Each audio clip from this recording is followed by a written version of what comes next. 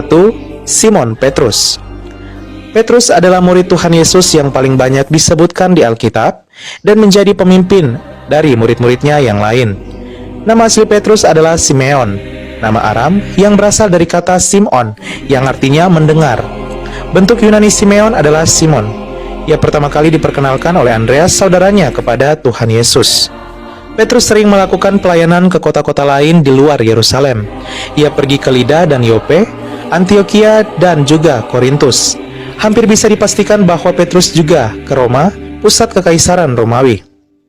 Kemudian Petrus mendirikan gereja di Roma, dan tradisi mengatakan bahwa di kota Romalah Petrus meninggal bersama Paulus pada masa penganiayaan Kaisar Nero. Dikatakan bahwa ia disalibkan secara terbalik dengan kepala di bawah atas permintaannya sendiri, sebab ia merasa tidak layak disalibkan dengan kepala di atas seperti gurunya Tuhan Yesus. Makam daripada Rasul Petrus ini terdapat di dasar gedung gereja Katolik Basilika Santo Petrus di kota Roma, Vatikan, yang menjadi gereja terbesar di dunia dan pusat dari gereja Katolik. Petrus meninggalkan warisan berupa kitab suci, yakni surat 1 Petrus dan 2 Petrus yang diduga kuat ditulisnya dari kota Roma. Selain itu, menurut tradisi dan penelitian para pakar Alkitab, pengaruh Petrus juga sangat kuat di dalam penulisan kitab Injil Markus. Rasul Petrus dalam gereja Katolik dikenal sebagai pemimpin gereja yang pertama, yang kini digembalakan oleh Paus Fransiskus, yaitu pemimpin gereja Katolik ke-266. 2. Andreas.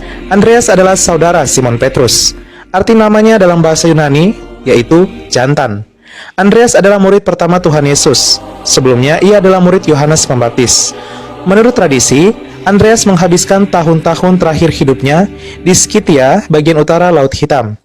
Tetapi sebuah buku kecil yang berjudul Acts of Andrew, kemungkinan ditulis tahun 260 Masehi, menceritakan bahwa ia memberitakan Injil terutama di daerah Makedonia dan juga mati sebagai martir di Patras, Yunani. Dikatakan bahwa Andreas disalibkan di kayu salib berbentuk huruf X, sebuah bentuk religius yang kini dikenal sebagai salib Andreas.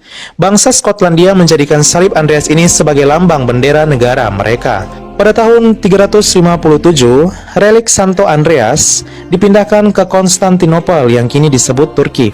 Relik merupakan sebuah benda peninggalan ataupun tubuh daripada orang kudus yang dihormati tersebut.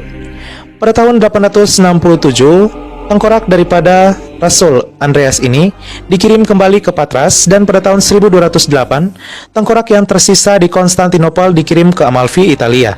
Pada tahun 1908, semua peninggalannya dikembalikan ke Patras, Yunani.